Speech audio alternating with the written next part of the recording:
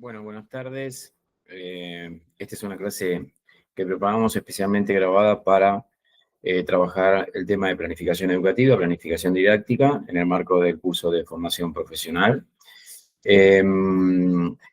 Ustedes tienen en el aula virtual la información referida a lo que es la planificación conceptualmente. A mí me gustaría en este encuentro trabajar la planificación por competencias, que es una planificación que ustedes tienen quizás menos internalizada o conocida. En formación profesional y en la educación técnica profesional nosotros trabajamos las planificaciones, en primer caso, clase a clase, que es muy común en la FP, en donde se establecen objetivos, contenidos y actividades, tiempos y evaluación, determinando qué es lo que sucede en cada espacio áulico, en cada momento áulico, es decir, tenemos una planificación bastante prescriptiva, si se quiere. En la educación media y técnica nosotros tenemos planificaciones del tipo tabla de doble entrada, donde tenemos tipificados algunos ítems muy conocidos por todos nosotros, que son, bueno, objetivos generales, objetivos específicos, actividades, contenidos, evaluación, tiempo de duración de esas instancias. Pero bueno, la idea es ir un poco más allá, trabajar en el sentido del aprendizaje para la comprensión y el significativo, buscando las metas de comprensión, los objetivos de comprensión, a dónde queremos que el alumno llegue, estableciendo esos hitos de evaluación, esos elementos de evaluación, mojones, que me permiten conocer si nuestro proyecto en el marco de un proceso de enseñanza está funcionando o no. Y en ese caso lo que hacemos es trabajar las competencias.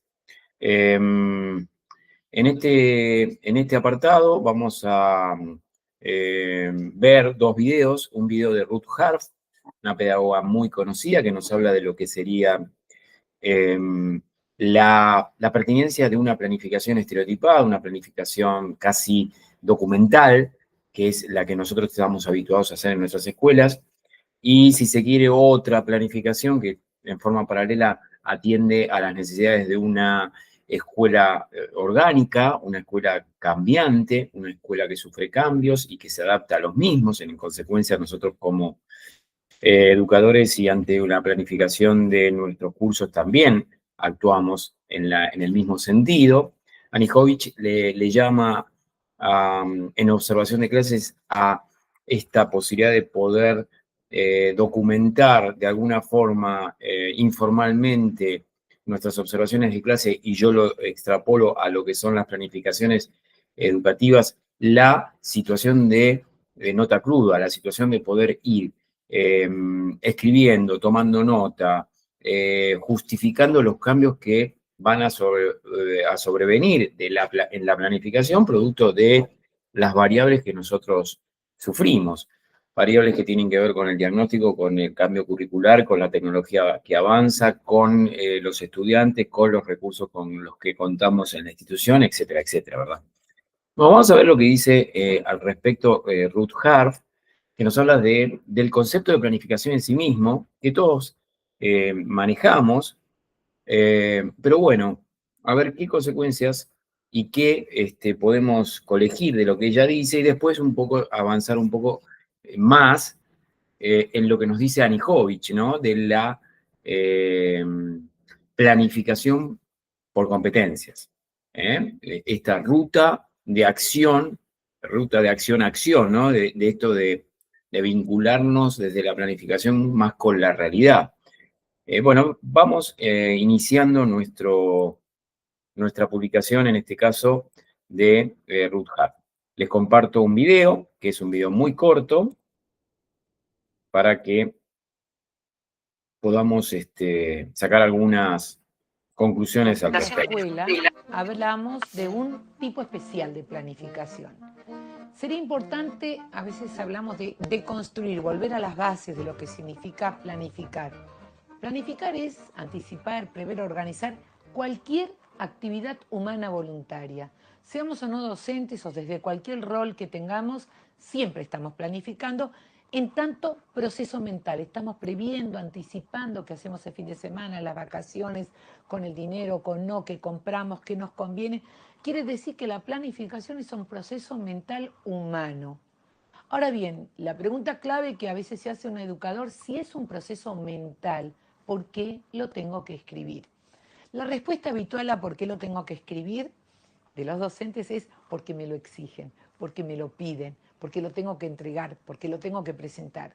Ante lo cual, lo primero que uno podría responder es, y aunque no lo pidiesen, y aunque no lo entregasen, todos nosotros, ese proceso mental, necesitamos ponerlo por escrito, por algo que denominamos el valor de la lengua escrita, porque actúa como testigo, porque actúa como recordatorio, porque nuestra memoria no puede retener tanto, y nosotros ese escrito, que no lo hacemos en una carpeta, lo hacemos a veces en una agenda, lo hacemos a veces en algún papel suelto o hasta en la heladera donde ponemos con los imanes, quiere decir que eso que pensamos, anticipamos, planificamos, de algún modo u otro lo tenemos que escribir. De ahí surge algo que es interesante, ¿dónde radica la mayor dificultad habitual de los docentes? No es tanto en el pensar la planificación o en planificar en tanto proceso mental, sino en cómo lo escribo. ¿Cómo lo escribo para que me sirva para mí y cómo lo escribo para que sirva para ser presentado ante otros, sea un colega, sea un directivo? Esas serían las primeras asociaciones que uno puede hacer con el término de la planificación. Hay que agregar a esto que planificar es prever, anticipar, organizar la tarea de enseñanza. No es la tarea de enseñanza. La tarea de enseñanza es la que ocurre en forma concreta en la sala, en el aula, en el grado con los chicos. Esa planificación, esa previsión, esa anticipación es la que nos va a permitir estar en cierto modo más firmes. Y uso a propósito el término firmes para no usar el término rígidos. No es un tema de rigidez. Y uno podría usar el ejemplo de una construcción que puede ser o no flexible, pero si no tiene una plataforma, una base firme, en realidad lo que no tiene es flexibilidad, se desmorona. Entonces, cuando alguien me pregunta flexibilidad, rigidez, planificación abierta, planificación cerrada, la respuesta sería, cuanto mejor tengo planificada una actividad, más flexible puedo ser. Acá hay algo que es interesante. No es que uno quiera hacer historia, pero ha habido épocas en las cuales yo lo hice, teníamos dos planificaciones escritas, la que presentábamos y la que llevábamos a cabo en forma real. Hoy en día tratamos de, obviamente, que no sea así, pero además hay una especie de cultura diferente. Hoy no va a venir un directivo a observar, esto no es lo que habías planificado. La pregunta va a ser, en todo caso, qué argumentos, qué razones tenés para que lo que planificaste no lo llevases a cabo. Porque este rol del directivo como vigilador, controlador, pasa a ser el rol de un directivo que acompaña, un directivo que asesora, un directivo que por supuesto se fija en qué está pasando, en qué medida esto tiene que ver con las modalidades de funcionamiento de la escuela. Entonces, lo interesante es lo siguiente, yo tengo que encontrar un modo de escribirlo que tenga algo que ver con un estilo institucional. ¿Qué quiere decir esto? Se construyen códigos dentro de la escuela donde el otro lea lo que yo traté de escribir. No es lo mismo cuando yo soy el emisor de un mensaje escrito y también el receptor. En este caso yo soy el emisor de ese mensaje escrito, pero soy receptor porque yo tengo que leerlo y me tiene que servir, pero hay un otro que también es receptor. Por eso en las instituciones se habla de formatos que se le dan a la planificación institucionales, que no es que sean rígidos ni obligatorios, pero que permiten acordar mínimamente.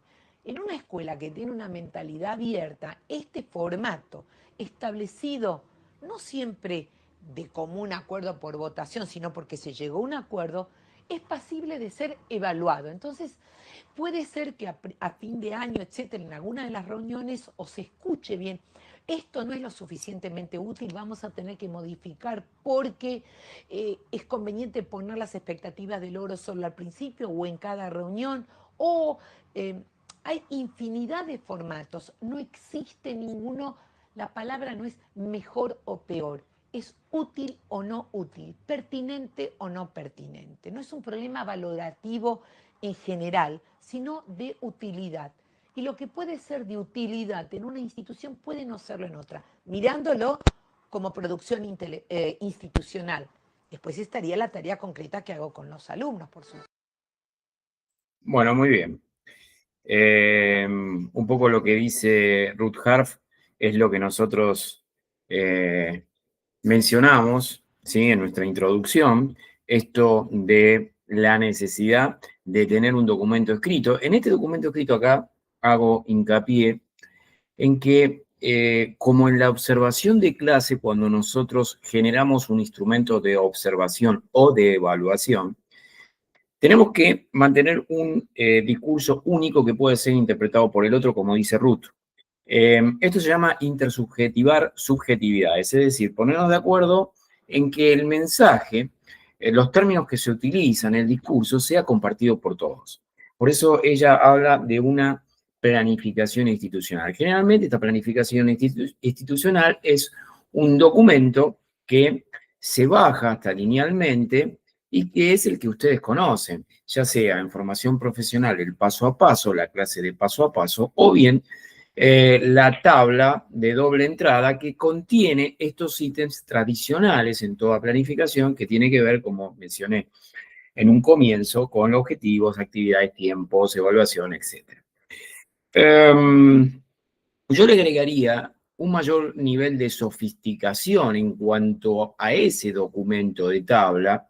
El documento de tabla permite una mirada amplia, aun cuando yo desconozca el proceso de enseñanza que se está desarrollando en ese curso, porque puedo ver un correlato del objetivo que el docente se planteó y de las actividades que eligió y en qué momento las va a evaluar. El nivel de sofisticación, perdón, está relacionado con buscar los momentos, los hitos, agregar tópicos que tienen que ver con la búsqueda de los momentos de evaluación, los momentos de aprendizaje, es decir, las metas que el docente se propone, a dónde quiere llegar, a qué nivel y cuál es el alcance de ese objetivo. Más aún teniendo en cuenta la necesidad en este paradigma de educación de alcanzar esas habilidades o competencias profesionales y laborales que no solamente incluyen las competencias del expertise profesional, la destreza, la articulación con las medidas de seguridad, en el caso nuestro de FP, la utilización de instrumentos, de herramientas, de máquinas, protocolos, etcétera, sino también las habilidades blandas que tienen que ver con articular la ciencia con la técnica, resolver problemas, el valor agregado del tratamiento de la situación problema y cómo se le presenta al cliente esa resolución. La utilización de nuevas tecnologías, de nuevos materiales y la pertinencia del uso de las mismas en función de los recursos que uno tiene, la introducción de otros agentes que van a complementar lo que se hace en clase, todo eso en la planificación, ¿verdad? Entonces es un nivel de sofisticación más elevado. Ruth Harp pone sobre el tapete el hecho de tener una planificación formal, documentada e institucional, y una planificación que tiene que ver con la nota cruda que más adelante vamos a ver con Rebeca Nijovic. Ella habla de justificar, Ruth también lo menciona, justificar el cambio. Y el cambio que sobreviene producto de un montón de variables que modifican el quehacer educativo y que nosotros tenemos en cuenta. En la cultura institucional, ¿sí? No en todos los casos vamos a poder trabajar competencias profesionales. En los cursos de FP lo dijimos en estas instancias, estamos muy ligados al saber instrumental porque se pone mucho el acento. Pensemos en una matriculación. La matriculación es un examen muy exhaustivo en donde no se da lugar tanto a lo que tiene que ver con la búsqueda de la negociación con el cliente, las implicancias que puede tener esa solución en el contexto productivo, el trabajo grupal. Muchas veces se hace hincapié y se pone el acento en el contenido duro. Bien, pero decía Ruth, tenemos una planificación, como ella decía en sus comienzos, que tiene que ver con el documento y tenemos valor escrito y tenemos una planificación más informal donde nosotros vamos justificando los cambios. Eso es importante de tener en cuenta. Bueno, pasemos al relato de Rebecca Nijovic para hacer un análisis de lo que ella nos dice cuando nosotros pensamos la planificación en términos de competencias. Veamos entonces, proyectemos también un corto video. Vamos a dejar de compartir pantalla con el trabajo de Ruth y vamos a ver qué nos dice Rebeca al respecto. Entonces, ¿cuáles son? Si yo me meto ahora en la planificación, ¿no? Y digo, este sería un poco los elementos que debieran estar en una planificación, en el formato que ustedes quieran, digo, cuadro doble entrada, red conceptual, no importa el formato, pero debiéramos partir de un contexto problematizador. Ahora, enseguida les voy a mostrar el ejemplo. Después seleccionar del menú, tomando las palabras de Alejandro, del menú de competencias, elegir qué competencias podría utilizar para ese contexto problematizador. Después iría a pensar cuáles son los desempeños finales que espero, es decir, qué es lo que tiene que lograr el estudiante en términos de competencias y saberes disciplinares al final del trabajo con esta unidad, proyecto, como ustedes lo denominan. Y eso significa definir ahí también cuáles son los criterios de evaluación. Después buscar qué saberes disciplinares me van a permitir abordar ese contexto problematizador y esas competencias. Voy a tener ejemplos de actividades de enseñanza que voy a proponer y voy a pensar cómo y cuándo voy a hacer evaluación formativa. Por otro lado, venimos también, y eso tiene que ver por un lado con la formación docente, venimos de una lógica de la formación docente, y hablo históricamente, ¿no?, de un modelo bastante lineal de cómo diseñar, de cómo planificar las experiencias de clase, donde el modelo lineal dice primero explico y después aplico, o después aplican los estudiantes, ¿no? Y ese modelo viene siendo interpelado, no ahora, ya hace tiempo, por todo lo que denominamos metodologías activas, ¿no?, donde la propuesta de alguna manera es renunciar a ese modelo lineal de primero explico y después aplico, a pensar metafóricamente, ¿no?, si tomáramos esta imagen de una autopista, a cómo creamos nuevas rutas, nuevas intersecciones, ¿no?, cómo tomamos atajos, cómo entramos a la autopista por distintos caminos, ¿no?, cómo entramos y salimos, y vamos entrando en otros puntos de la autopista, con otros modos de entrar, y entonces el diseño de las experiencias de clase ya no se remiten a elegir un saber disciplinar, compartírselo, transmitírselo a los estudiantes, y después pensamos cómo los estudiantes aplican. Y eso significa una lógica muy distinta de la manera en que uno encara la planificación. Voy a ir ahora a un ejemplo más práctico de planificación, porque todo esto es para entender el sentido, ¿no?, de lo que vamos a hacer. Y aquí hay algunos autores que dicen que lo primero que debiera hacer es elegir las competencias que voy a poner en juego, y uno diría, es una puerta de entrada para la planificación, sobre todo las competencias bien generales, ¿no? Pero particularmente yo pienso que la llave de entrada para la planificación es la selección del problema, ¿no?, del contexto problematizador, que lo busco tratando de que sea significativo e interesante para los niños o los adolescentes.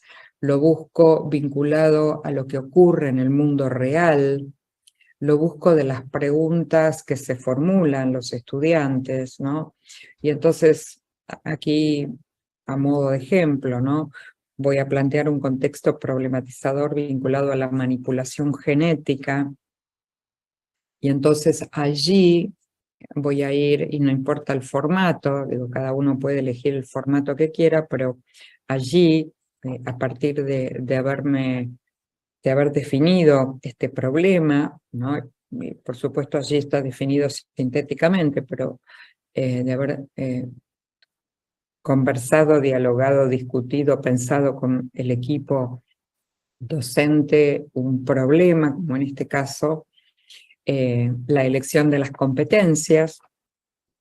Digo que el otro recorrido podría ser haber empezado por estas competencias, pero inmediatamente ir al problema y a los desempeños finales, ¿no? Lo que espero que el estudiante sea capaz de hacer cuando finaliza, ¿no? En el modelo de planificación para atrás, que estoy buscando en este ejemplo, ¿no? Estudiantes que tengan la capacidad de analizar distintos casos de manipulación genética, de investigar y explicar el impacto social, económico y ambiental de determinadas innovaciones biotecnológicas o el caso que se haya seleccionado, y que pueda mostrar su capacidad, su competencia de comunicación.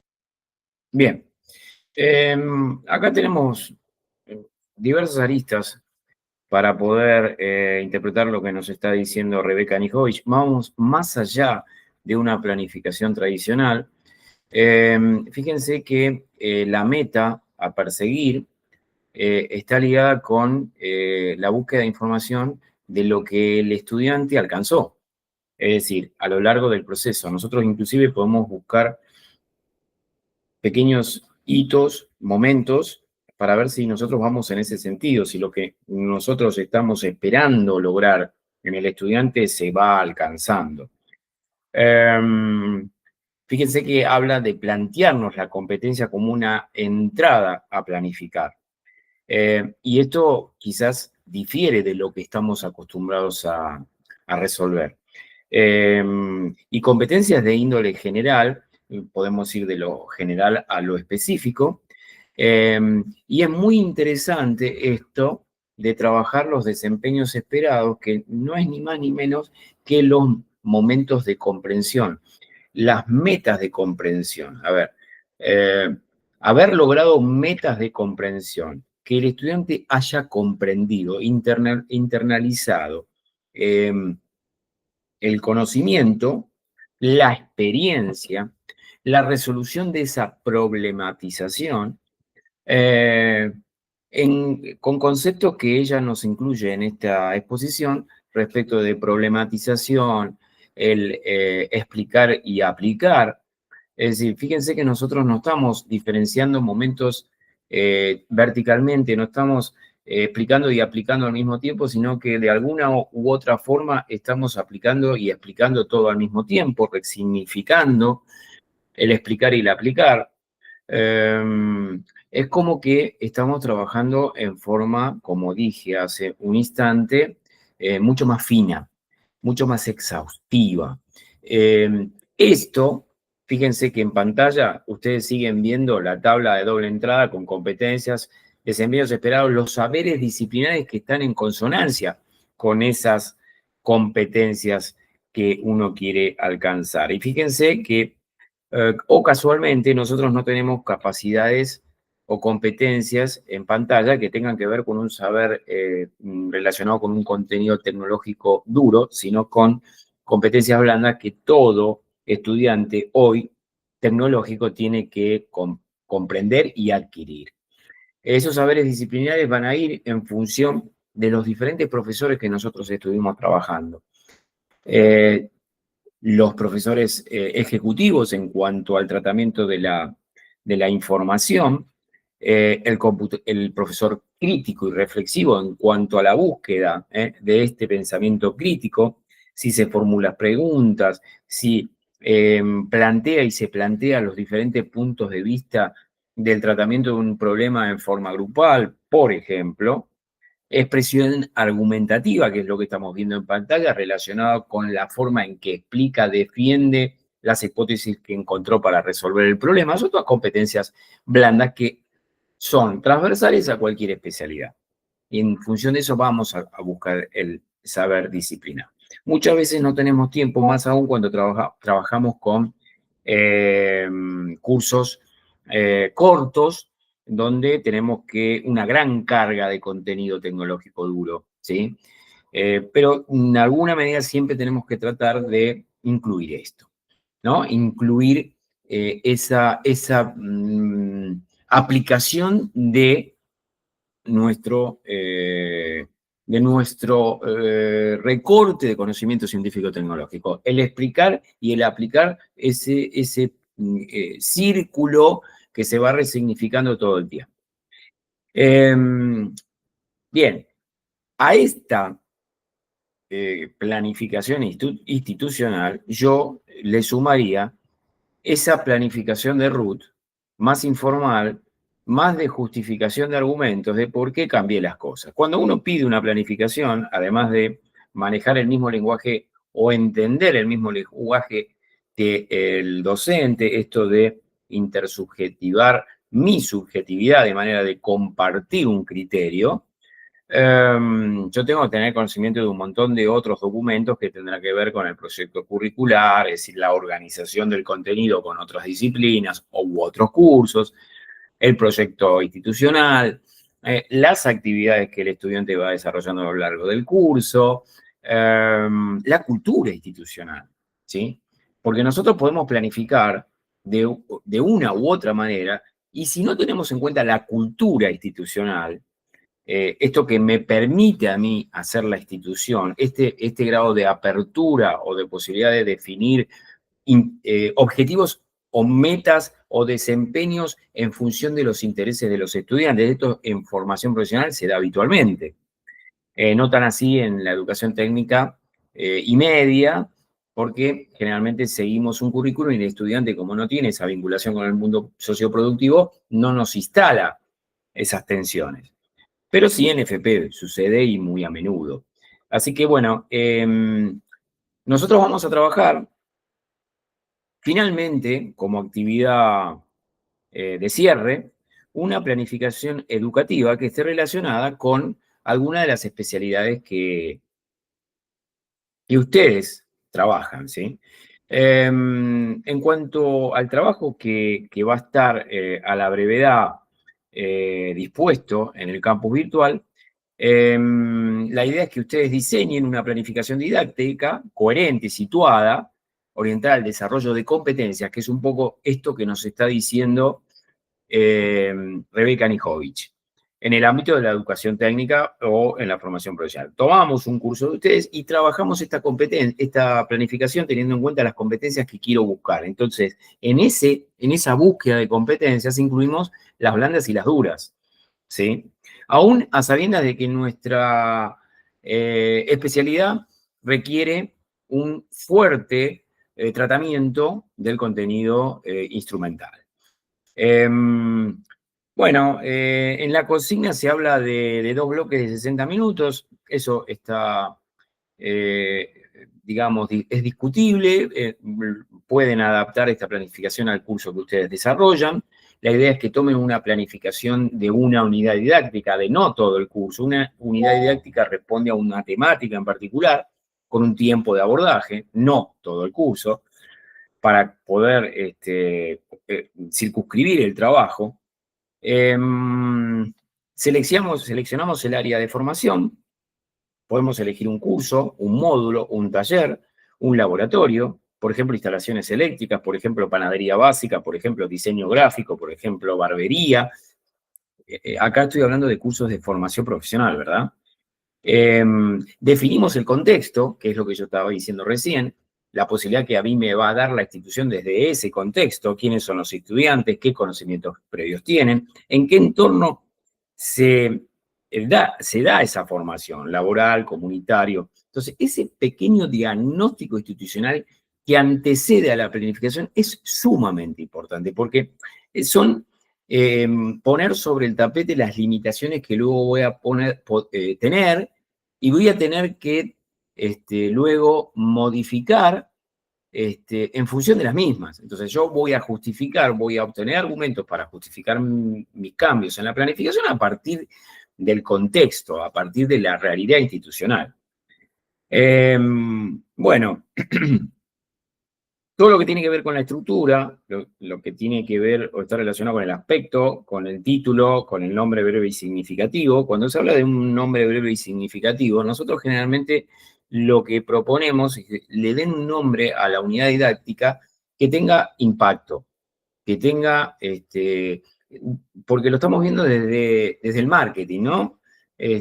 No solamente el tema, algoritmos, no. A ver, ¿qué es lo que significa la temática? Algoritmos para un alumno, es decir, que el título refleje de alguna manera el aplicar y el explicar.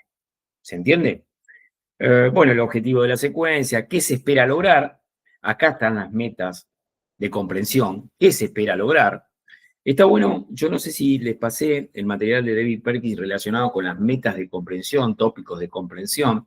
Me parece que no lo hicimos porque era como que íbamos a avanzar mucho más en un tema y no era lo propuesto, pero es probable que se los pase para que ustedes tengan en cuenta esto de qué es un desempeño de comprensión. Bueno, y en función de esto, nosotros tenemos las actividades de enseñanza, ¿sí? Tengan en cuenta siempre que en la planificación se tiene que traducir la problematización, lo que decía Rebeca Nijoy respecto de lo que significa para el estudiante resolver problemas reales, problemas ficticios, si se quiere, pero que estén relacionados con el mundo real.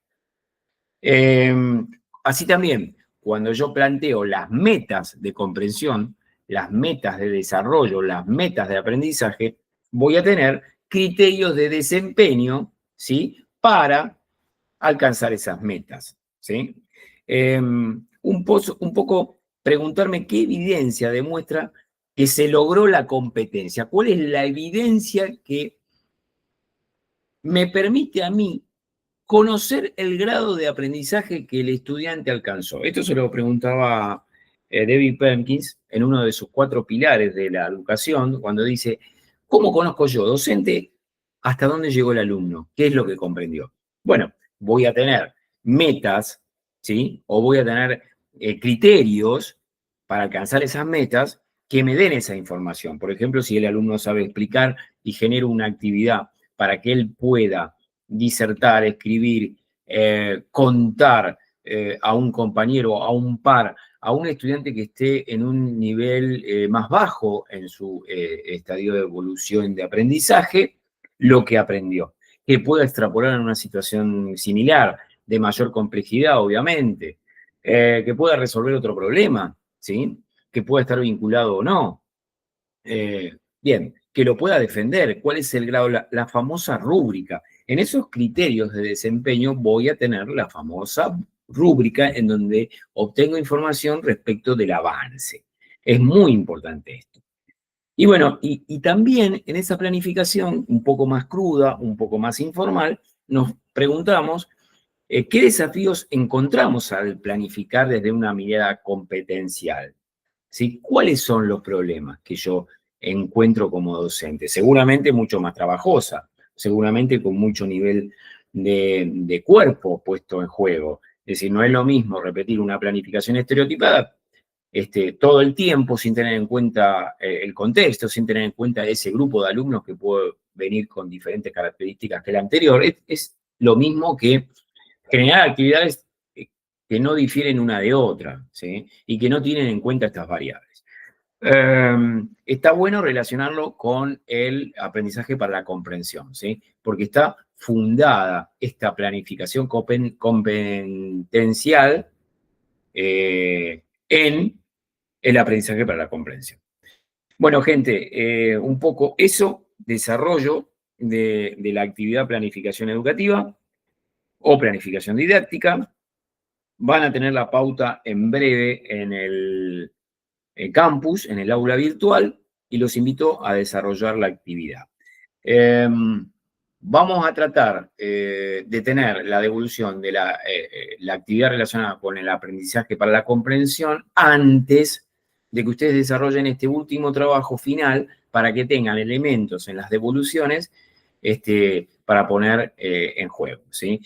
Más que nada todo esto de los tópicos, las metas y cómo vamos obteniendo información para conocer en qué medida se logra.